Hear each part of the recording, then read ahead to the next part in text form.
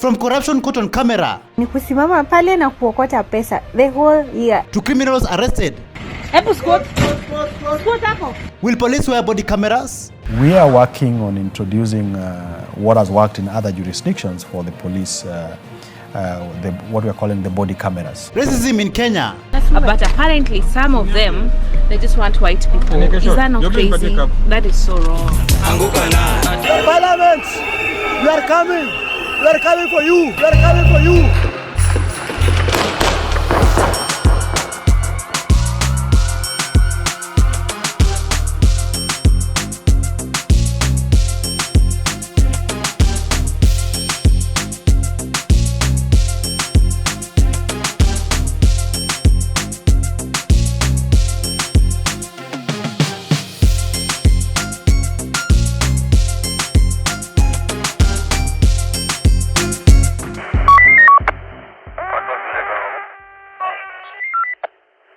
Hello, how are you? Welcome back to ShowNewTrend. I'm also today and my name is Elvis Derry. Corruption. Kenyans, are you tired of hearing this word corruption? For how long will you keep on hearing about corruption scandals in our country? Some police officers, they were caught live on camera taking bribes in broad daylight at Manyanja Road. Let's take a look. So, make me understand. So, for matatus to operate in this city, lazima wape polisi pesa. Like lazima tu, like it's legal, it's part of our constitution. What is it? Like, when did we normalize this? This is Manyanja Road. The only thing kitu wenye polisi wamekuwa kifanya the whole year ni kusimama pale na kuokota pesa the whole year, especially forward travelers. Akia nani yezi pita hapo kama itapeana pesa? Ama kuna ofisi zenye ni polisi huo kweta za matatu na hatujui, ama like when did we get to a point that tuko like corruption ya traffic hatuwezani nayo tuikubali, because fighting it is a little bit kidogo ni tricky. We might as well proceed and be a corrupt country. Like, this is a representation of Kenyan traffic police. This is them at work collecting money from matatus. Na ni ukweli serikali iko na mkono mrefu. You see the way they are stretching their hands kwa hizo matatu. Yani ni biashara inaisha ya mbio, yani haraka tu mnanipea mkienda. Yo Kenya. Even though we have corrupt officers in our country, we still have officers out there, men and women in blue, who are doing the right thing, serving the Kenyan people with integrity, pure heart and respect. Like Afande, no, he's not tarnishing the police force image, but he's actually doing the right thing. He found a family stuck outside at night and he decided to help them unconditionally. Let's take a look at this video and see how things unfolded. Shile nini madam? Ako mavitu jo. Leno. Ako mavitu na sisi tumpeleke tukejani. Ni mama kwangu lakini amekata maji. Hadi mpaka mteringi huyu. Ukopoka neno mtoi. Mimi si yeye. Wewe amekata maji mpaka hatiwezi tembea. Mpaka namuuliza nani alimleta. Zange zimekana shi. Leo mlikuwa sherehe? Yeye mwenyewe ndo amejipeleka sherehe kivyake. Ndio ufikishe inga. Ndio utanipata sasa. Ndio. Kisha kwenye tumetumishi kwa wote. Siku zote Afande deni. Afande ni deni ndio. Kama kawa siku zote. As we fight corruption in our own country, we are also fighting crime among our own people. Police officers from Udangari police station have arrested 22 goons, criminals, allegedly hired from Gachie to invade land owned by the Teleposta pension scheme on Kingara Road in Lavington. Let's take a look at how things unfolded. Scott, kila mtu anashuka kiskoti. Huyu group. Huyu ni maganga. Hebu Scott hapo. Yule jamaa ni wewe? Huyu ni yangu, huyu ni yetu. Scott hapo. Wewe hizo vitu zingine toka, wewe tokeni hizo matalimbo zenyu na hizo vitu zenyu za kazi. Wewe ingia uchukue hizo vitu zenyu. Chukua hizo taripo. Sasa hiyo tumetie kesa maneno mengine yenye hakuna. Tafuta unga wapi? Tafuta unga, tunataka tu, mimi nataka mniambie huyo mnini. Huyo ndo nataka tu.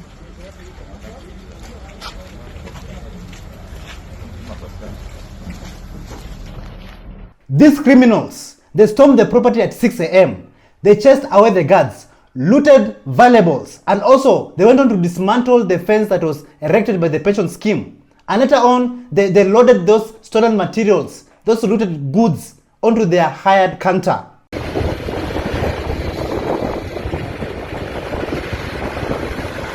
Hawa ndio wakora wanaiba usiku.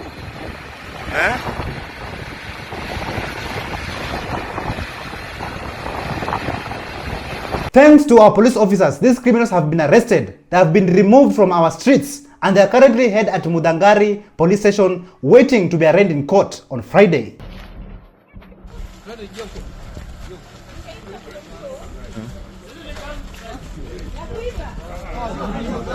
A comrade by the name of Kevin Ogola, also a student leader at the Catholic University of East Africa.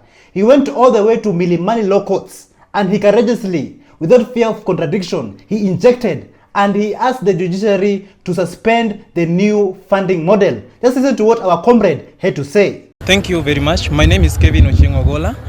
I am a student leader from the Catholic University of Eastern Africa, and today I would like to stand in solidarity with all fellow comrades in the city and the suburbs of Kenya that we reject the new funding model in totality because we were not consulted, number one. Number two, we do not know where the country is taking us to. I don't know, if you don't take the academic of the youths seriously, then the future of this country is in danger. Today, I will proudly say that we the students are suffering a lot. From the NHIF scandal to all those kind of scandals were done and all that. Today they are coming to destroy the only hope that we have, and that's academic, because Nelson Mandela said that education is the only powerful weapon that we can use to change the world. And Babu Owino also said that education is the only equalizer. Today we will also say as comrades, education is the only thing we have, and if anything should be touched, let it not be education. And with request that let us be respected and justice to be given to the fellow comrades. Thank you. Do you think it's high time that our police officers should start wearing body cams, just like countries like in the US? And do you think that this will be effective in fighting corruption in this country? Take a look at this. We are working on introducing what has worked in other jurisdictions for the police, what we are calling the body cameras. And in other jurisdictions, you find with the introduction of these body cameras, in most cases, you end up with a situation where actually the culprits are actually not even the police. Now, this is going to give us a very good opportunity where we are able to play out what is even the level of interaction. What has this person said or discussed with the police even before someone is charged, or either there is an assault or someone has been arrested. And for me, this is something that is going to be a big game changer, not just in helping us fight or curb corruption, but also to deal with other criminal elements or aspects of what we see on a day-to-day basis, particularly where the police are accused of not being good enforcers of law and order. We are currently going through a lot as a country, but I was shocked to find out that there's also racism that is taking place in our own country. A Kenyan content creator by the name of Miss Trudy, she went to courts and she was shocked to find out that some resorts in courts are not allowing black people. Just listen to this. Everyone wants to talk about it. Everyone is shy, but you know me, so I have to talk about it. Apparently, I'm being told that here in the coast, some of these resorts are biased, so they don't allow black people to come in. And white people are allowed to come in. They just want, like this guy is saying, they went to the resort, but he doesn't want to be on camera, but these are his hands. He's saying that they went to a resort and then they refused to let them in because they are black. And then the people behind them were white. They let the white people go in and then the black people were told not to go. And I'm like, what? That's ridiculous. This is our country. You can't do that to us in our country. But some of these resorts have policies. Like this resort here, I guess it's just their policy that people who go to the beach are people who live in the resort. But apparently some of them, They just want white people. Is that not crazy? That is so wrong. Have you ever had such an experience before? Please drop a comment and let us know. We cannot accept this in our own country, in our own motherland. Those resorts, they deserve greetings. We want to know all the names of those resorts that are practicing racism in our own country. I'm being told that here in the coast, some of these resorts are biased, so they don't allow black people to come in. Do you think that some people should be deplatformed? Those fake activists who they are portraying themselves as fighting for Kenyans, fighting for this country and being on the Kenyan side, at the same time they are cooperating with corrupt individuals in the government. Just listen to this. Okay, so I have an issue with a certain group of accounts, especially on Twitter. Okay, there's this group of accounts that became really popular during the protests, or more specifically during the June protests. Okay, and basically they became popular on the platform of advocating for justice and freedom. Okay, and for justice and freedom for all the people that had been murdered, and obviously whatever follows after that. Okay, so you find that most of these accounts, they go to a point now, they're now selling out their platforms to whitewash some funny politicians. Okay, not necessarily just the new accounts, there are even old accounts that are constantly, because if you'll notice that they, especially about this Muranga Governor Kangata, man, accounts are online saying, oh, sijui he's built at sijui tarmac, sijui a dispensary. And the reason they are so irritating, I don't mind you getting your bread, but when you get your bread, declare that you're getting your bread, okay? Because we already said we are done with the whole political class, okay? You can't be on one tweet you're saying, oh, these politicians are criminal, then on the next week you're saying, oh, this one is working because he has put 200 meters of tarmac and opened a dispensary with 3 maramojas. As in, what the fuck? Are you serious? The former Minister of Agriculture, Kipruto Rono Arap Kirwa, he went on and shocked Kenyans and shocked the world after he came out and said that Kenya is now in a good state because we have identified the culprit behind the demise of many government institutions. And he went on and said that the president of Kenya, he's a pathological liar, he's a dictator, micromanager, and also short-tempered. Just listen to this. Lie less. Lie less. Because the more you lie, the more you are hated. Why can't you tell him stop lying instead of saying lie less? Because the guy is a habitual liar. And when somebody is a pathological liar, you cannot stop him. So lie less. Number 2, we are happy he has been identified the way we have always known him. But the mistake I made even 3 years ago, going back to work with him, is because I thought he is now mature. He has interacted with many institutions, including getting to the level of deputy president. And for the first few months, we worked very well. Until I realized this guy will never stop lying. Then I walked away. Today I've been vindicated that he's a liar, micromanager, a dictator, short on temper. You realize the other day he was abusing his voters, that they are stupid. Yes, they could be stupid because they voted for him. He was saying they are evil. They could be evil because they voted evil into power. Saying, yes, they may be, was it Fepo Mbaya? Chafu. It was not Mbaya, Chafu. Yes, they could have that Fepo because he is the owner of exuding the power to influence society. So he has influenced us until we are also Pepo Chafu, kama yeye. Are you also faceless anarchists? Because in June they were profiled as faceless anarchists. Well, I don't know whether they were faceless or they were not able to decipher that this was anger emanating from inside. Kenyans, the government cannot have anti-people policies and expect Kenyans to be quiet. Expect me, Elvis Derry, to be quiet. The government should be able to handle criticism without arresting the criticizer or even abducting the criticizer. Being a critic is not a crime.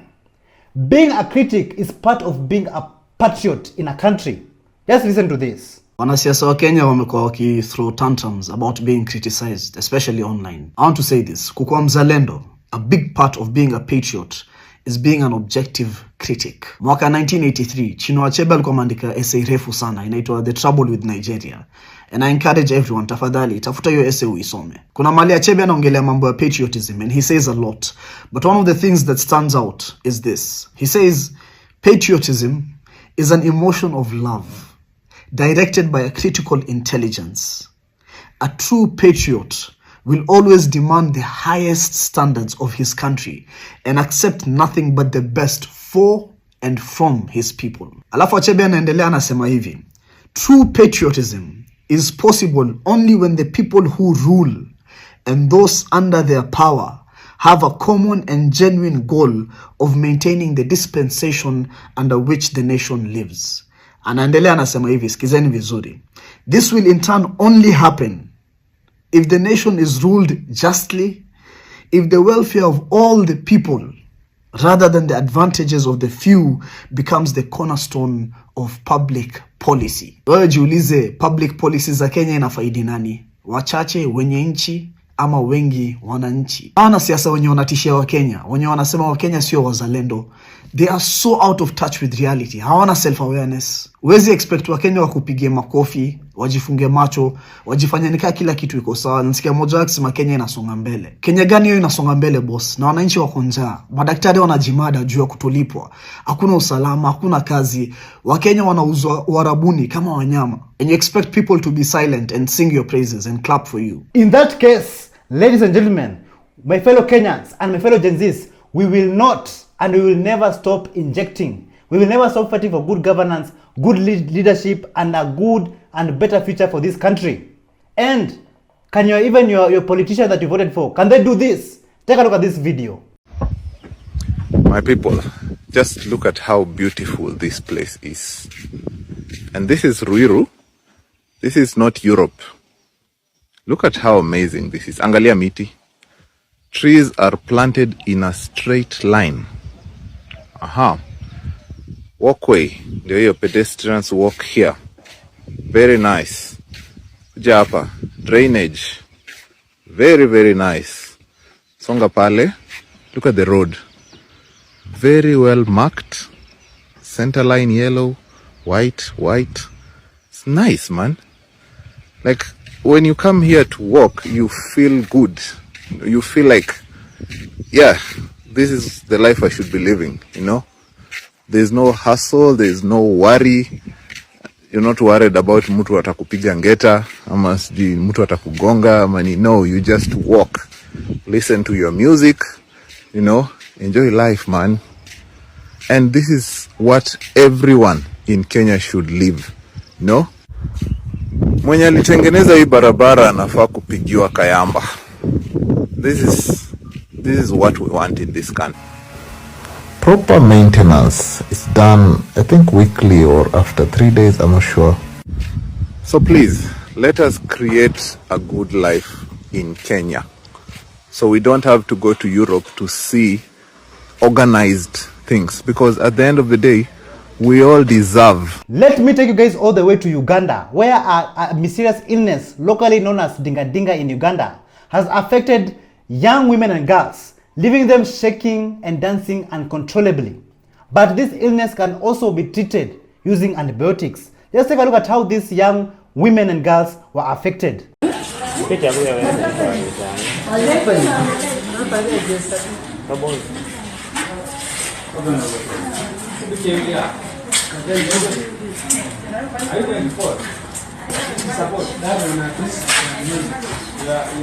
recovering. It has just started. Hey, it wasn't. Hey, I'm telling you, goes on it.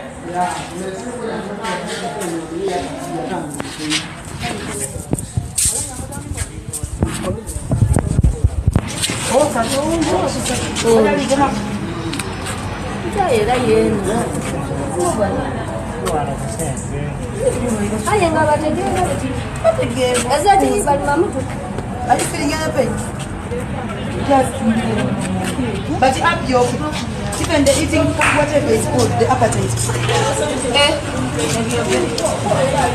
So Kenyans, if you were asked today, which current politician in Kenya that you don't like, who will you say? Listen to this. Bro, ni politician gani wanakubo? Politicians. Mwenye ni bo. Kenya ma? Hapa Kenya politician. Oscar Sudi. Kwa nini? Oscar Sudi kujigamba na saa ya 1 million na watoto wako children's home badala apeleke pesa wakule children's home. Sipendi Oscar Sudi, simpendi. Mwambie kitu. Politician mimi uchukia. Mwambie kitu. Oscar Sudi, ungekuwa unaringa na wewe ni mweupe sawa. Ungekuwa unaringa na wewe ni light skin sawa. Oscar Sudi wewe na makani kitu. Na unaringa wewe ni nani? Wewe ni masufuria na mapakele na mavijiko, change your mind. You came as a guest, we gave you the best, somewhere to rest, but now you moving against us, you making a mess. You gotta address this mess in front of the press. Ni wapi ulipeleka pesa? We did the inspection, we seen you got a collection, we seen you building a mansion 2 months after the election. Whoa, you doubled your net worth, you must have been doing your best work. Got billionaires in your network and the youth can't even get work. We gotta watch you, we gotta watch you, we gotta watch you, we gotta watch you. Si walisema mambo ya Rivayala waliwacha, isabu wangapi wajapatikana tangu walinaswa. Thank you so much for joining us on today's show. I'm your host Elvis Derry. See you in the next one. Bye bye.